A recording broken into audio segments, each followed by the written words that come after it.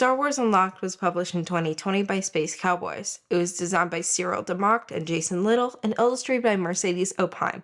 1 to 6 players work together to solve a tutorial that teaches you the basics, then the 3 scenarios of increasing length and difficulty. The first cards of each deck give you a story outline plus some specific setup instructions. For the most part, gameplay remains the same. Cards must remain face down until instructed. You'll have to sort through the deck, reveal cards, then sum back to the box, and solve whatever puzzles come your way. Everything is handled by the app. If you need a hint, there's a button for that. There's also an option to review hints you've received. If you truly need help figuring out what to do, the back of the book has what you need. Penalties will chip away at your 60-minute timer, so be careful. If you run out of time, things don't end. It just affects your final score. To break it down, study cards, use the app when instructed, and solve the included scenarios. That's Unlock Star Wars. Our games of Unlock Star Wars have averaged 50 minutes, including setup and takedown. While game length varies depending on the difficulty rating, and your own decisions of course, you're unlikely to go past the 60-minute timer often. Unlike Chronicles of Crime that sprawls, you could play this on a coffee table. Square or circular tables would be best, but we didn't have issues on a rectangular one. Although there's nothing in the theme that isn't already in the Star Wars movies, comics, books, etc., the puzzles may be a bit much for players under 10. If they aren't contributing much, the downtime will likely frustrate players, especially young ones. Player count only affects the number of people working towards a puzzle.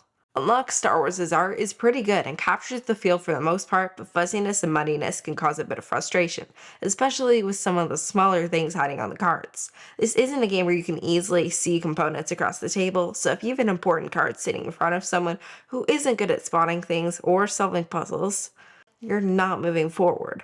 I do like that while you have a timer, you can continue afterwards. It's not like you'll have to replay a scenario that you've already solved 90% just to get to the part where you failed. The rules are straightforward, and the box is small enough to go into your backpack, but not a purse. Even so, you could bring this to a friend's place or anywhere else where you'll be allowed to use a phone. I like the advantage cards that are randomly drawn at the start, although some are more helpful than others. It's less about variable powers and more about giving you all a tiny nudge in the right direction. Experienced gamers could probably leave these out. This is a narrative game. Don't expect long-term strategy. Keep that in mind if you're a Star Wars fan new to escape room style games. I don't want to spoil things, which is why I left out a storytime segment. I'll just say that while my parents enjoyed the second scenario's theme, there's a similar story in A New Hope and Rebels, Clone Wars 2 in a way, but it's hard to put it. I felt like it wasn't as exciting. Maybe I prefer the space opera parts of Star Wars. You could replay this, but it isn't ideal. Beating your score isn't enough of a reason. On the plus side, nothing is damaged during play, unlike in the Exit series, meaning you can pass this along once completed. Some of the puzzles felt unclear or too obvious to be correct, yet, for example, there was this one where it was clear what we had to do, but we couldn't get to a location. Did we need an item? No. Was there some alternative way to get there? No. Going all around wasn't an option. Once we figured out the actual solution, it was a massive letdown. Unlock Star Wars is an escape room in a box game with an interactive app that not only adds a timer and soundtrack, but is required in order to play. If you play board games to get away from phones, skip this. We got this for $25 Canadian, much cheaper than its usual $40 to $45. Unfortunately, while the price is great, I don't really recommend this. My regular viewers know by now how much I love mysteries and puzzle solving.